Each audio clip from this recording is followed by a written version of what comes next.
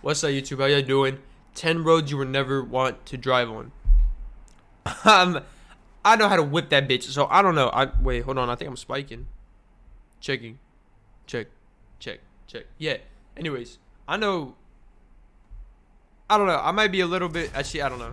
I really don't. I'm not trying to die either, but like I know how to drive pretty. Roads you would never want to drive on. So I don't know. Passage de Gois, France.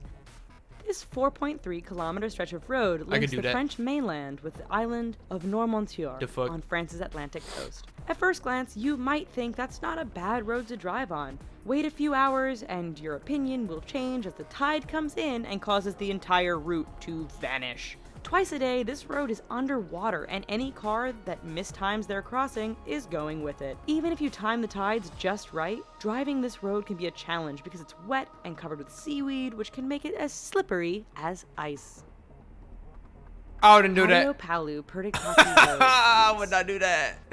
Over the 23.5-kilometer length of this Greek road, the elevation changes almost 500 meters. This might not sound so bad to you right now, but throw in a lot of potholes, significantly tight twists and turns, heavy truck, pedestrian, and livestock traffic, and the fact that there are very few, if any, guardrails, and you have one hell of a dangerous road. The icing on the cake for this particular route is that there are often no lines or markings, which means many nighttime travelers drive straight off the road and to their death.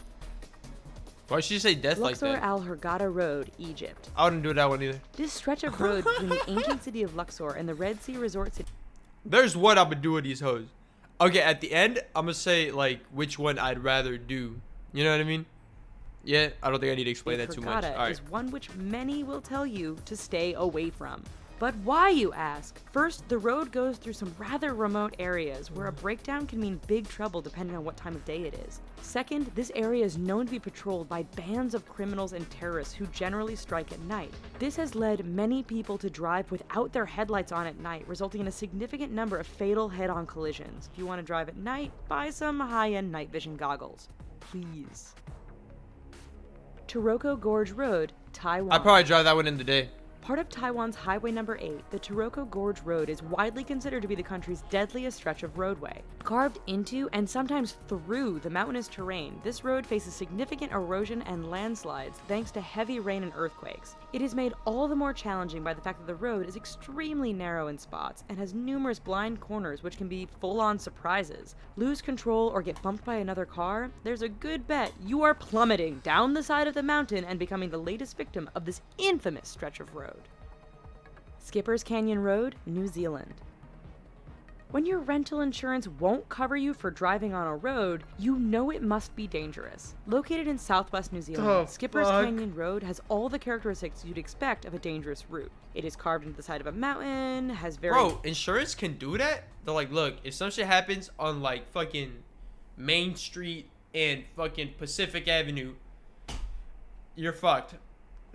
Like, we're not covering that. Like, they could do that? What? Little in the way of safety features and barriers and is extremely narrow. In fact, this 16.5-mile stretch is so narrow that if two vehicles meet, one will often have to back up for some distance to find a pass wide enough to let the other pass safely.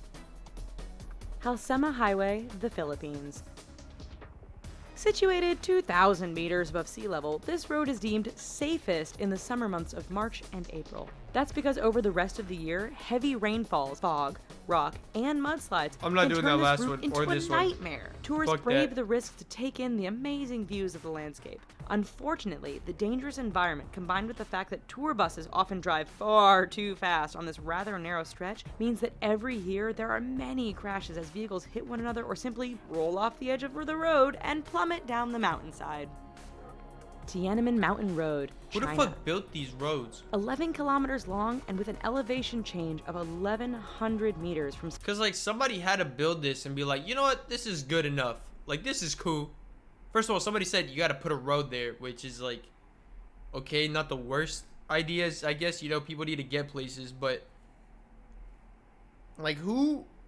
like, once they were done, they looked at this like, damn.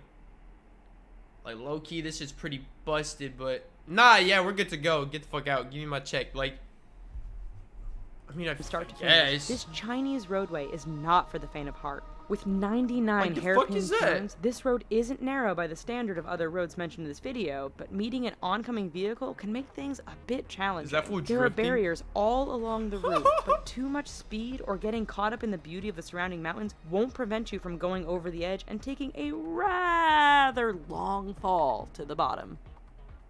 That fool's Eyre Highway, Australia.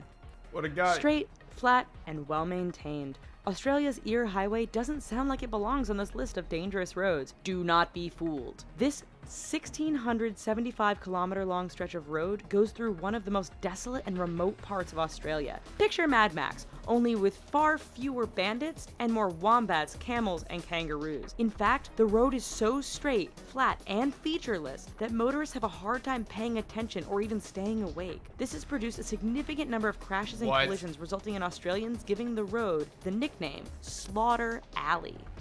Fool, what? Karakoram Highway. So you're telling me that bitch is so that bitch is so basic that is dangerous. It's like it's so flat. It's so bro. I be hitting. I don't speed. I go the speed limit. I would not, but there's other individuals that would probably be hitting like 2s on that. I wouldn't be one of them, but it's just a concept. I mean, right? Like, if it's just straight, flat as shit, that's what she said. Like, just fucking throttle it, right? Full throttle. I don't know.